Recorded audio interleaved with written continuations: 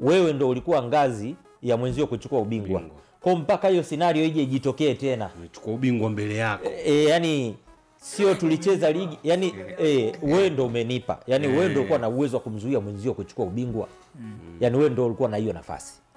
Lakini ni sawa na kusema kalenda yetu ya Premier League ingekuwa mechi ya mwisho ni derby, alafu tumefika kwenye siku ya mchezo wa mwisho, tofauti ni gap hiyo 1 point. Wewe utakayefungwa ndio umempa mwenzio ubingwa. Achana na wale waliofungwa huko akafanyaje, sio ulifunga na wengine. No, nilikufunga wewe ndo nikawa bingwa. Kwa hiyo kuna hiyo kitu inakaa hapo.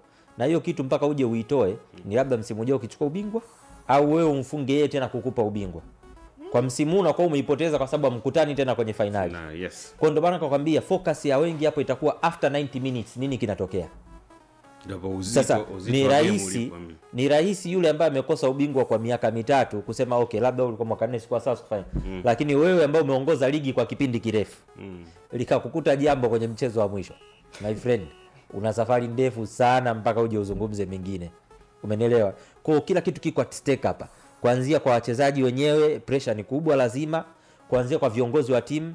Hapa ni mstari, kuna mstari mwembamba wa kuheshimika, umenielewa, na kunyamazishwa. Sijui kwa sababu hivi unaelewa heshima ya kwamba for example Simba kashinda ile mechi. Unajua heshima ambayo atakuwa ameheshimika viongozi wa Simba by then.